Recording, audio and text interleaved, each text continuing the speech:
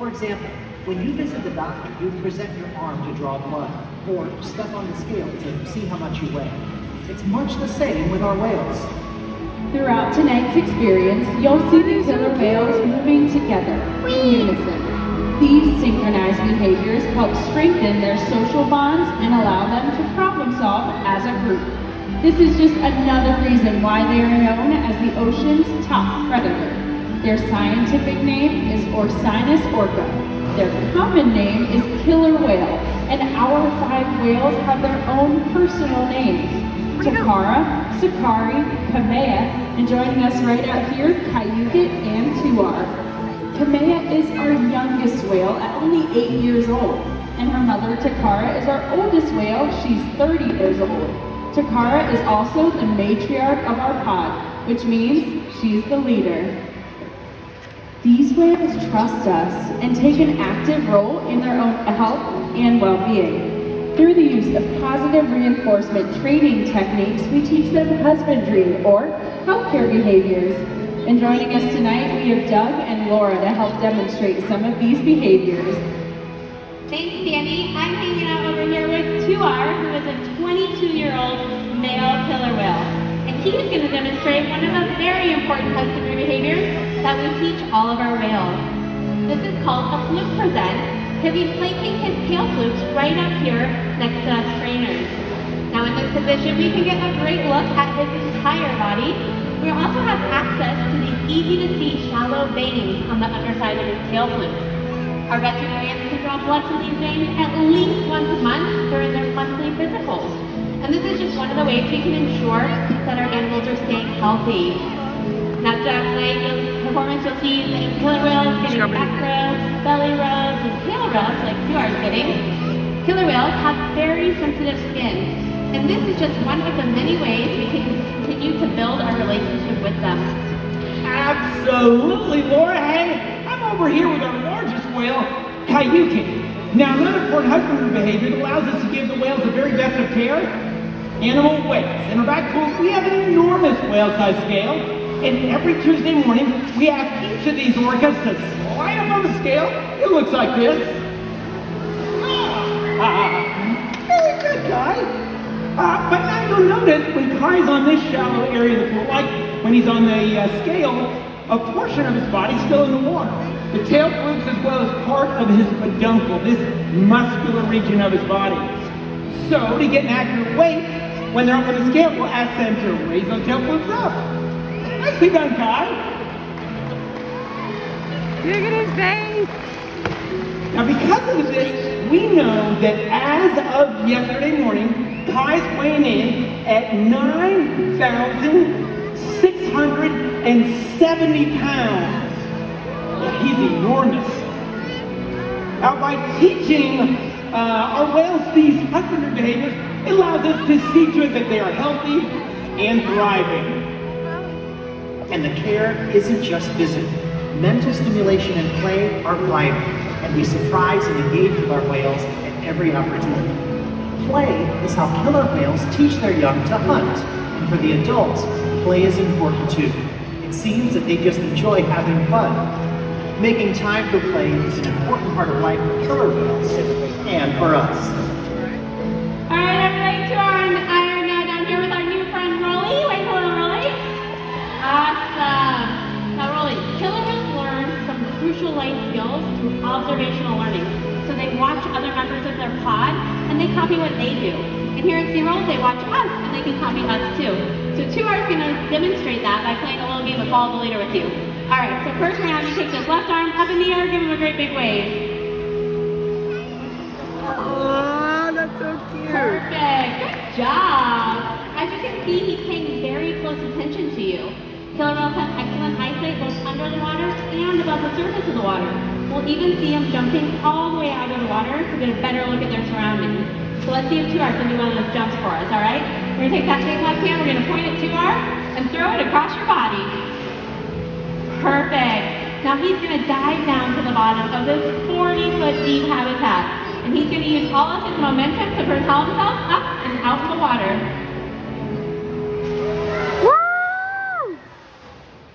Wow, that was one cool whale jump. Hey, I'm over here with a brand new friend. He hails from Jackpot, Nevada, and I'm not making that up. This is Darren. All right, Darren. Now, orcas, they can communicate using a variety of different methods.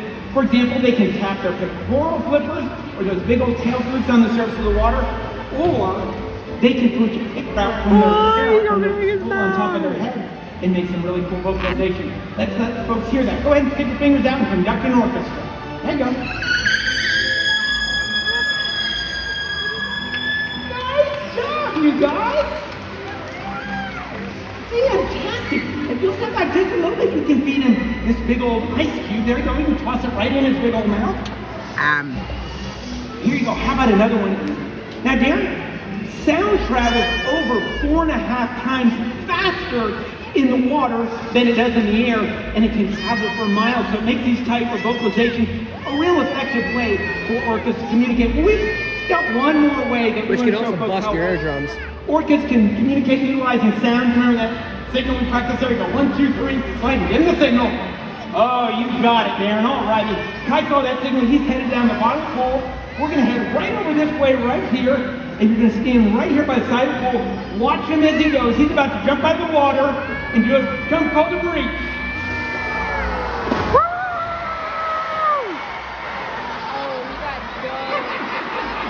So we get soaked? All right, Darren, you can see why we call it the splash zone. You got wet. Awesome. Thanks so much for helping us out. We got a cool orca You would be so souvenir mad. towel for you. Ladies and gentlemen, let's hear from 2 volunteers, Darren and Rolly. Hey, at least I give you a towel. Did I get a quick shirt?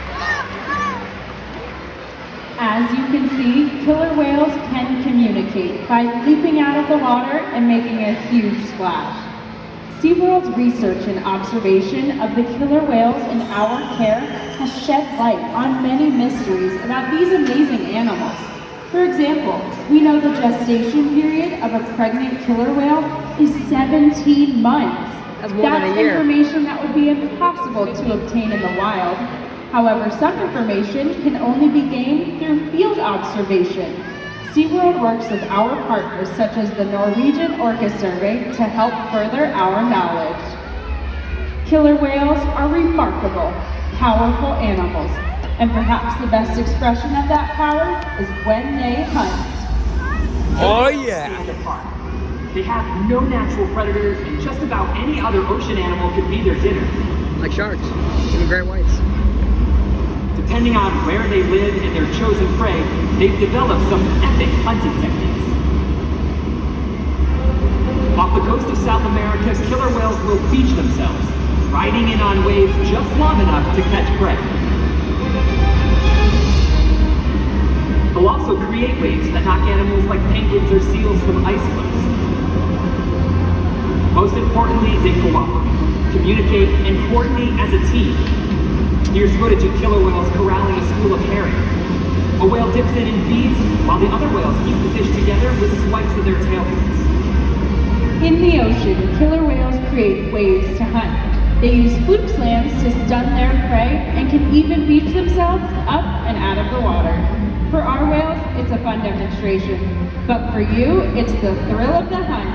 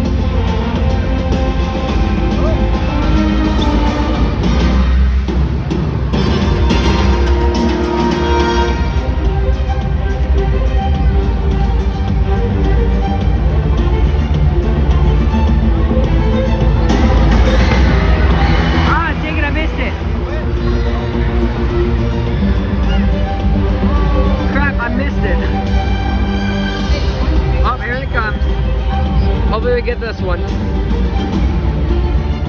Oh, there he is. Woo!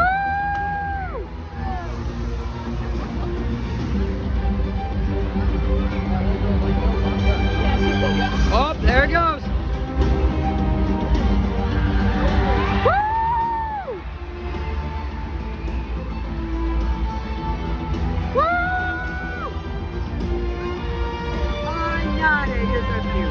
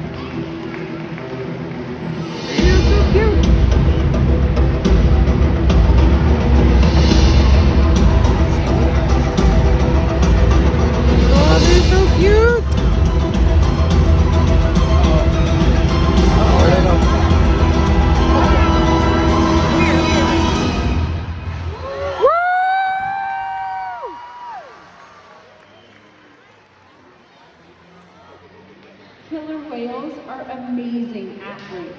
They can eat over 100 pounds of food in a single day. Depending on time of year and where they live, their prey can vary. Unfortunately, things like overfishing and pollution pose serious threats to many populations of killer whales. See, that's why I don't eat fish. You take it away from the whale. Killer whales are impressive animals, and it's pretty obvious. This is why I don't eat fish often. That means killer whales are invincible, right? Wrong. Yeah, that was. Killer whales depend on a plentiful food source and a clean environment. They're completely dominant, yet completely dependent. When it comes down to it, killer whales are not the most powerful animal in the ocean.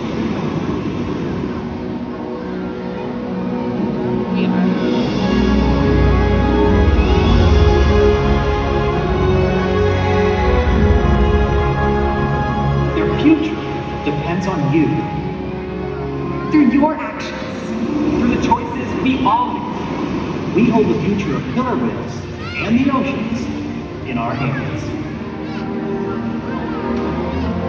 Killer whales continue to surprise and amaze us. They're the perfect ambassador for the ocean. Limitless, connected, powerful. But still vulnerable. That's a manatee. The challenges that we face can seem insurmountable. Don't give up. Be inspired. We can make a difference. The ocean needs our help, and that seems overwhelming. But together, we can make it happen. There's so much to learn. So much to protect. So much to explore. Well, shark, seals. The killer whale story is still being written. And there are simple things we all can do to make a difference. All it takes is one. One choice. One positive act. One ripple that can grow and grow. And change the world. Together, we've got this.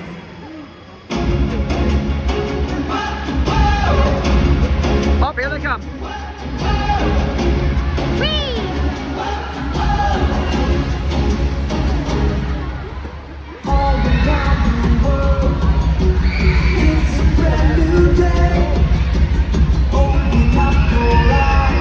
Free Willy.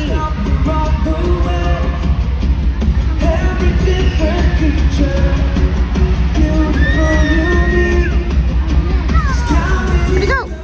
Here he is.